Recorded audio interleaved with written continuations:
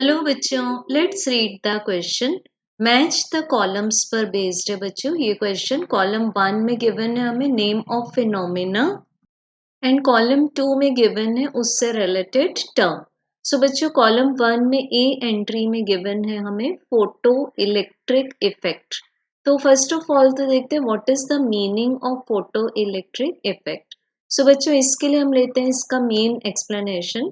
The emission of electrons, the emission of electrons from a photosensitive metal surface, एक photosensitive metal surface से जब हम electrons का emission discuss करेंगे और कब होगा ये, जबकि उस पर हम एक सूटेबल फ्रीक्वेंसी या फिर सूटेबल एनर्जी के लाइट वेव्स को फॉल करेंगे।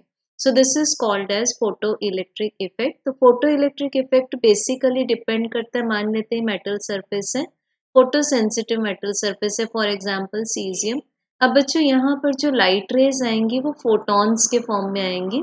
तो ये one photon one electron based phenomena है। तो जो सफिशिएंटली एनर्जेटिक इलेक्ट्रॉन्स होंगे जिन्होंने इन एनर्जीज को कैप्चर कर लिया है वो यहाँ सरफेस से एमिट हो सकते हैं and they may get maximum kinetic energy.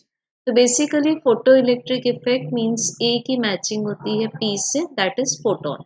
Then बच्चों बी एंट्री है वेव। अब वेव की जब भी हम बात करेंगे तो वेव के साथ में जो पैरामीटर अटैच्ड है that is the wavelength and the frequency. तो बच्चों वेव की एनर्जी को हम लोग चेक करते हैं एच न्यू से। एच प्लैंक्स कांस्टेंट है और न्यू फ्रीक्वेंसी है। तो एच तो कांस्टेंट है तो energy of wave is directly proportional to its frequency. तो बच्चों हमें बी का आंसर मिल जाता है क्यू। अब आता है हमारे पास में एक्स रेज। अब एक्स रेज जब एमिट हुए तो उसका बेसिक रीजन क्या था, हमारे पास में के कैप्चर था। सो हम एक्स रेज में दो रेज, एक्स रेज में जब हम बात करते हैं तो के एंड एल दो तरह की बात करते हैं। तो यहाँ पर के कैप्चर के कारण क्या एमिट होंगे, एक्स रेज। तो सी का आंसर आ जाएगा हमारे पास आर। एंड बच्चों जब भी हम बात करेंगे गैमा रेज की, मीन्स ये डिके कहाँ से होगा, न्यूक्लियस से होगा।